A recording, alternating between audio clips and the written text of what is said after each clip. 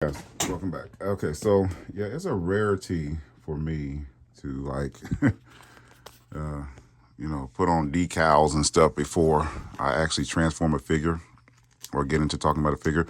I've been thinking here on how to make this go quicker. Actually, this video has become probably a little more spaced out than expected over the last couple weeks because of my schedule and everything, and I want to make it go quicker than usual. I am going to go through my usual talking points: feel, everything inclusive with this figure, as well as when I get to Ethereaon and Superion going. I want to talk about him and his counterpart with Zeta, and all the counterparts with Zeta. I have them all over here on this other side, looking right at you. I'm preparing them to come over and be a comparison. I think I'm gonna have Superion put together from the Zeta storm over there, and definitely make them into one. So I will do that shortly, and but I want to talk about him just for his own sake, real quick. I still got a lot of this kind of plastic. I mean, not plastic, but this paper on him since he came out of the box. And like I said, this has been taking a few weeks for me. I didn't expect this to take so long for me, but I thought he'd look cool with the emblem on him. And he's very regal. He's very regal in his look. Very tall compared to the G1. If I have to even to pick up, these are the better looks of the G1 Jets. Like most of Fanstoys figures, they come out. They're better. They're the better version of them. And this one right here, a slingshot of the aerial boss. He's he's one of the coolest looking ones, I thought. But he had more personality than all the rest. He's very headstrong, very condescending about humans and other people, until he learned how bad the Decepticons was in that one episode. He was really a jerk. I think he went around calling. I think I've written down that he called people decoys and stuff like that. It's just funny. Very outspoken, about led a rebellion really against Prime, and just to ignore them and go on about their own lives until Silverbolt stepped in and got them down to level ground in their thinking, and then they became very loyal. And even speaking ahead, I think even Ethereaon, or whatever you want to call him, he's actually considered one of the strongest Autobots, and probably next to Omega Supreme and some others.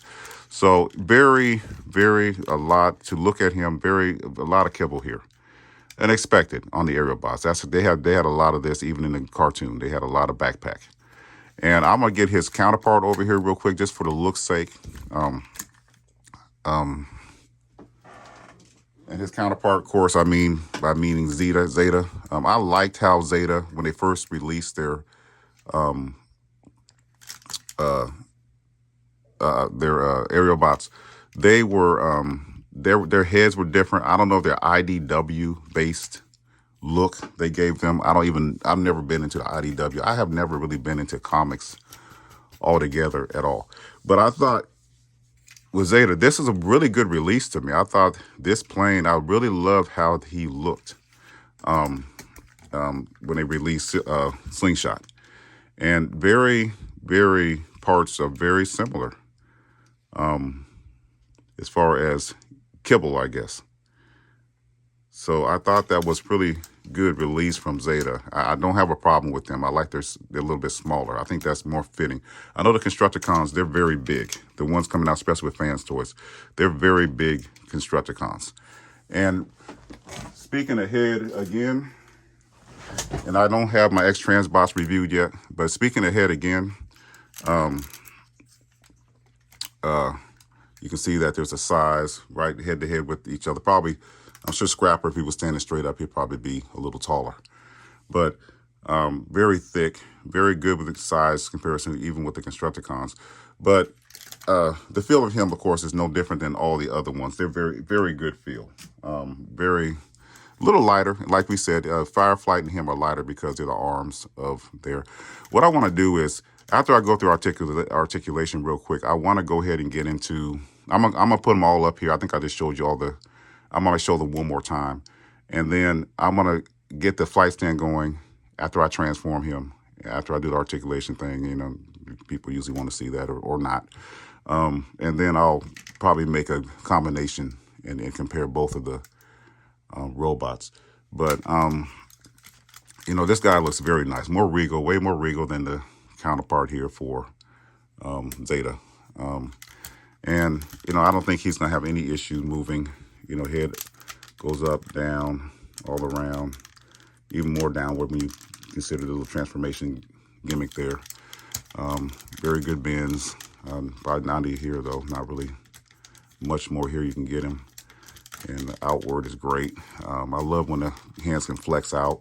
I like it when the hands can bend in. These are individually articulated fingers, but I like it when the hands can go like this, you know. And this one is not able to, but it's always great when, I think X-Transbots have been doing that a lot more lately, making their figures go out like that. And I know there's a blue piece that came with him that's going to go on Fireflight. I'm not sure if I'm going to get around to showing that or not, but I know there is. This thing has a little bit of a waist swivel, but because of the backpack, and it does have no ab crunch that I'm aware of. I'm not going to force it like I always say, but very good outward. I think the ratchets there on the knee and even on the main leg joint are very good. Can't go back too far.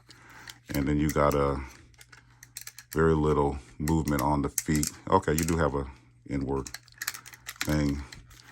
So not bad at all as far as articulation, but not the greatest, of course, because of all the excess kibble. So I wanted to just take a look before I transform him at, you know, what we're going to see as far as just the whole teams together. And I want to kind of get them together just so we can take a quick look. So once again, here they are. This is the Zeta and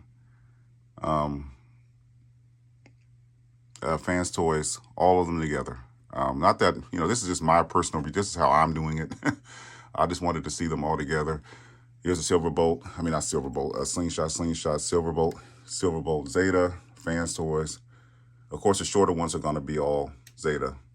And like I said, I used to have the two, the Fireflight and the Air Raid.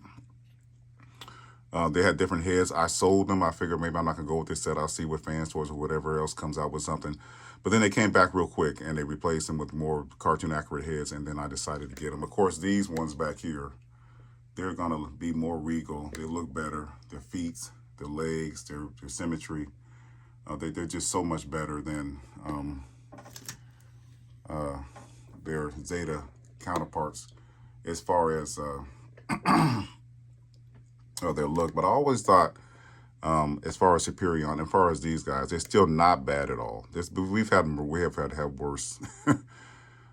Bad Cube, etc. has put out worse type of figures in comparison to how the other companies did it. So just want to take a quick look at that before I get Slingshot transformed up and get him on their stand.